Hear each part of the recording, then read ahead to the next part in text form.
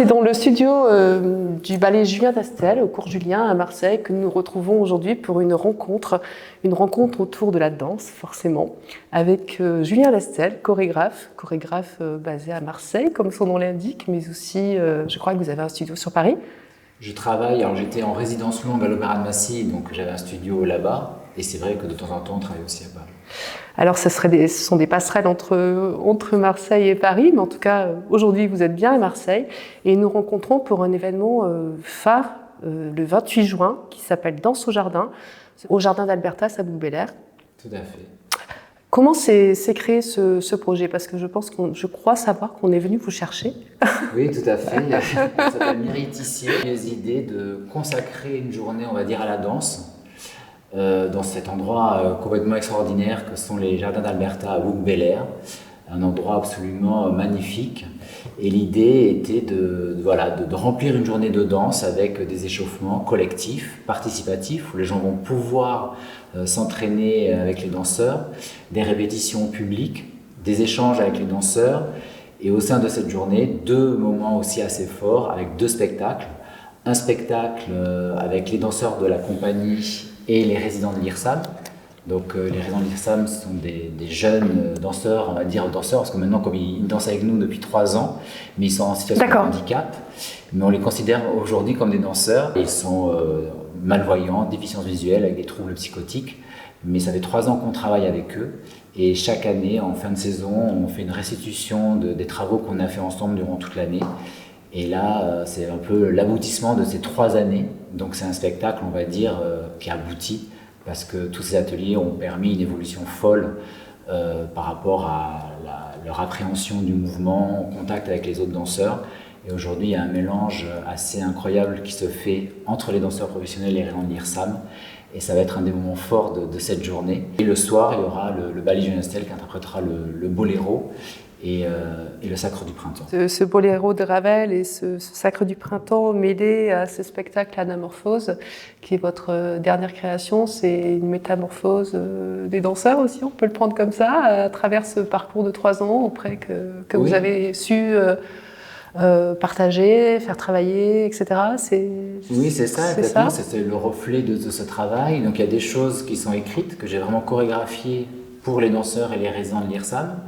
Donc, ce qu'a fait travailler leur mémoire, beaucoup. Et il y a d'autres choses plus improvisées, et ce qui laisse un espace de liberté peut-être aussi important, grand, qui est beau, parce qu'il y a la spontanéité, il y a moins la réflexion. Et on s'aperçoit que parfois, c'est les danseurs qui mènent un peu les résidents, et inversement, les résidents parfois mènent un peu les danseurs. Donc, il y a un vrai mélange entre les 2 corps, on va dire, des professionnels et des résidents de l'IRSAM. Vous avez parlé de la personne qui est venue vous chercher tout à l'heure, au début de cette interview, Mireille Tissier, qui est psychologue clinicienne et docteur en psychanalyse. Quel est le regard qu'elle peut apporter à travers ses compétences, à travers la danse? Elle est danseuse aussi. D'accord. Donc elle comprend, elle ressent le mouvement, parce qu'elle a aussi beaucoup dansé. Et forcément, après, avec son parcours, on va dire, plus clinique, entre guillemets, elle arrive à analyser le comportement des résidents de l'IRSAM, mais souvent, elle m'éclaire, elle me donne les solutions pour savoir comment aller plus loin, moins loin, comment aussi leur parler. Parce que moi, je n'ai pas du tout ce parcours-là et je fais tout à l'instinct. Et donc, du coup, elle a accompagné tous ces ateliers depuis le premier jour. Elle a suivi l'évolution. Elle a aussi beaucoup parlé aux danseurs, pas qu'aux résidents de l'IRSAM. Elle crée vraiment le lien entre les 2 entités. Et c'est un élément essentiel pour que tout le monde se sente en confiance. Et un regard comme ça, quasi de l'extérieur, qui est très important pour que ces ateliers puissent aller de plus en plus loin et qu'on sache un petit peu où on va. Parce que parfois, nous, on danse. Vous êtes dans l'artistique. Et on a besoin de savoir si on est dans la bonne direction ou pas. Et c'était essentiel pour ce projet. Alors justement, ce travail, comment il s'est fait avec les danseurs? Bon, bien sûr, par rapport à la guidance de Mireille, mais vous, en tant que chorégraphe, comment vous avez aussi laissé libre, ou peut-être un peu moins, vos danseurs du ballet pour avoir une véritable relation artistique avec les danseurs de l'IRSAM? Ça a été assez simple en fait. Au départ, moi je suis parti seul sur ces ateliers. J'ai beaucoup fait d'ateliers comme ça, de sensibilisation avec un public empêché, à Massy justement quand j'étais en résidence pendant 9 ans. Et j'avais envie à Marseille de retrouver un peu ce travail-là.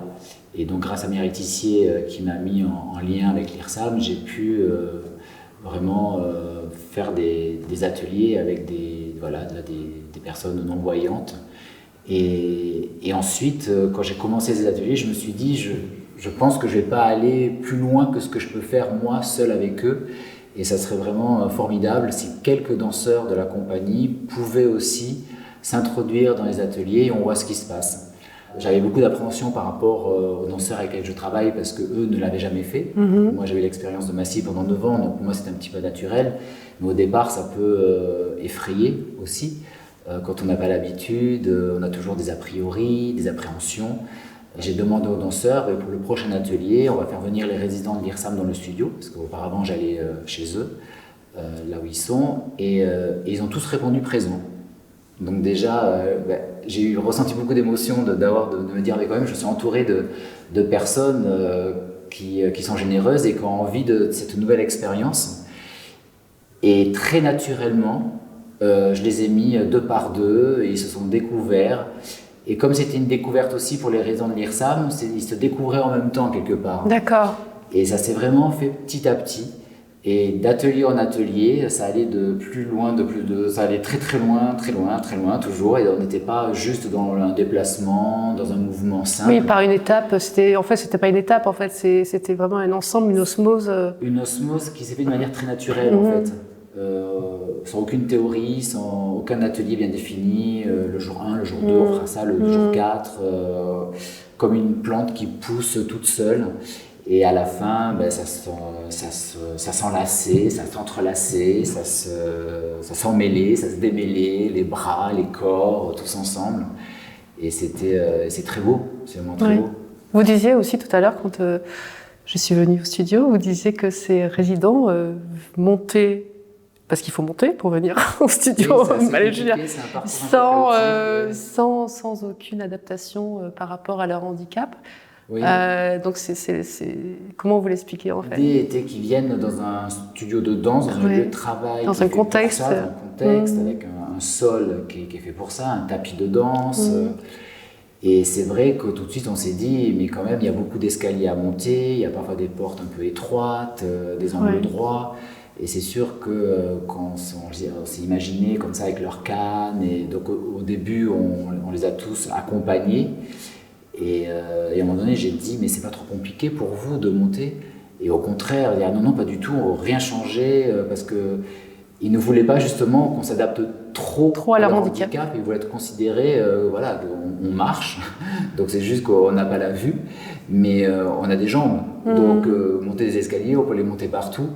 Et aujourd'hui, on n'a même plus besoin d'aller les chercher, ils montent tout seuls. Super. Ouais. Comme quoi l'art et la danse font des miracles. Oui, et parfois on veut trop les protéger quelque part, et ils le ressentent, et du coup ils s'éteignent un peu, parce que parfois ils sont surprotégés. Il faut bien sûr toujours avoir un œil sur eux, l'attention, mais il faut aussi un peu les laisser faire. Moi, je sais que dans le studio, je les laisse vraiment aller où ils veulent. Parfois je me dis pas, oh là il y a un miroir. Parfois oui, le miroir est proche, mais j'attends le dernier moment pour arriver et essayer de... Mais souvent, quand ils se déplacent et qu'ils arrivent proche d'un mur ou d'un miroir, quand ils l'effleurent, ils le sentent, ils repartent autre part. Alors le boléro de Ravel et le Sacre du Printemps, on arrive tout à fait à imaginer la beauté que vous allez apporter à ces spectacles, quand on a vu Rodin déjà. Mais Anamorphose, ça parle de quoi? Mais ça parle justement de 2 entités qui se rencontrent. Donc les danseurs de la compagnie, tout ce qu'on a dit tout à l'heure, et les résidents de l'IRSAM. Donc c'est une rencontre de 2 mondes qu'on peut penser différents, mais finalement il y a quelque chose ensemble, on essaie de trouver quelque chose dont on a en commun. Qu'est-ce qu'on a en commun?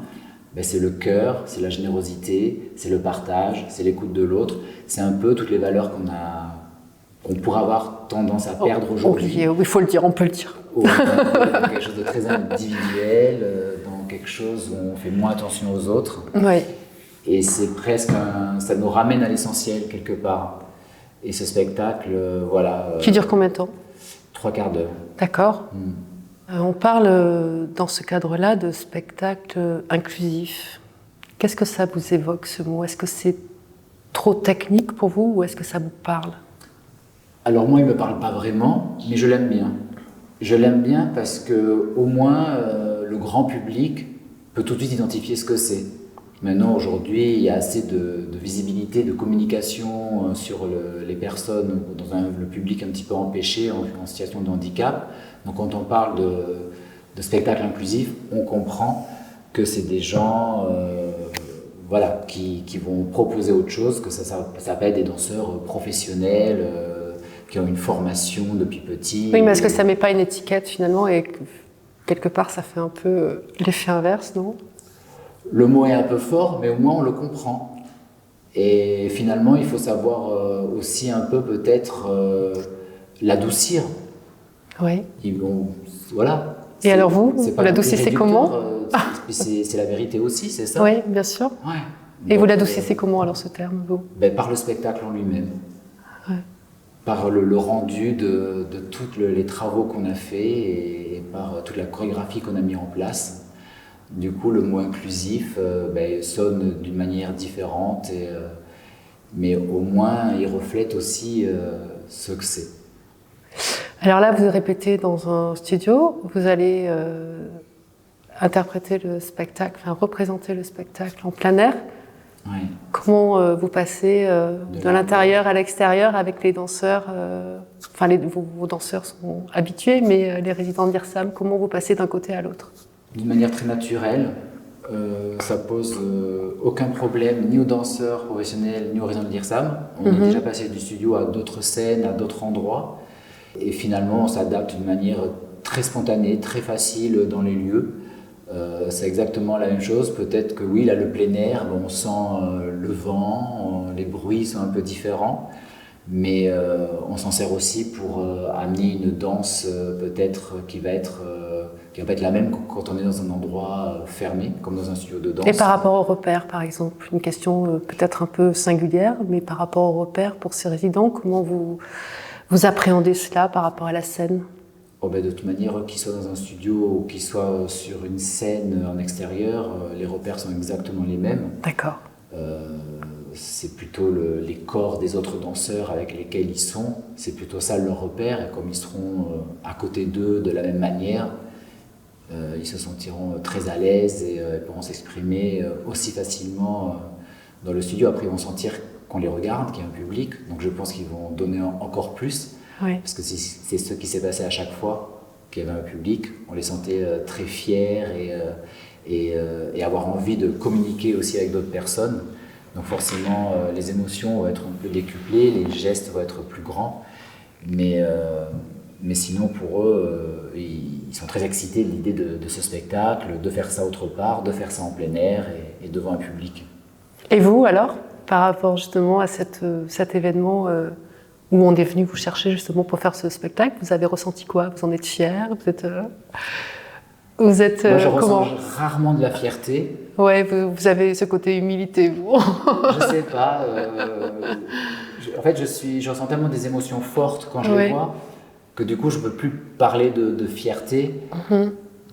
Même quand je fais progresser un élève, quand j'amène un danseur très très loin dans ses possibilités, on va dire, techniques et artistiques, et que c'est grâce, entre guillemets, à moi, parce que je lui ai donné les outils, par rapport à ma carrière que j'ai eue avant ça, je ne ressens pas de fierté parce que c'est vraiment un échange en fait. Donc c'est aussi l'investissement, c'est comment l'autre a su écouter mes conseils. Il y a vraiment, c'est presque un 50-50.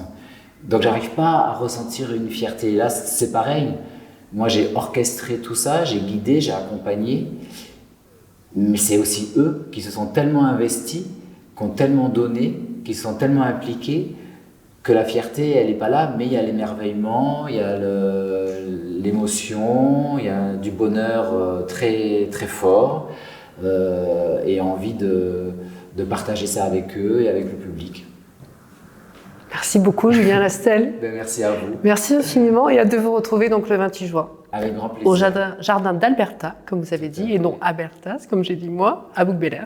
Ça, je ne sais pas. Je pense qu'il est au As, ou pas. Au As.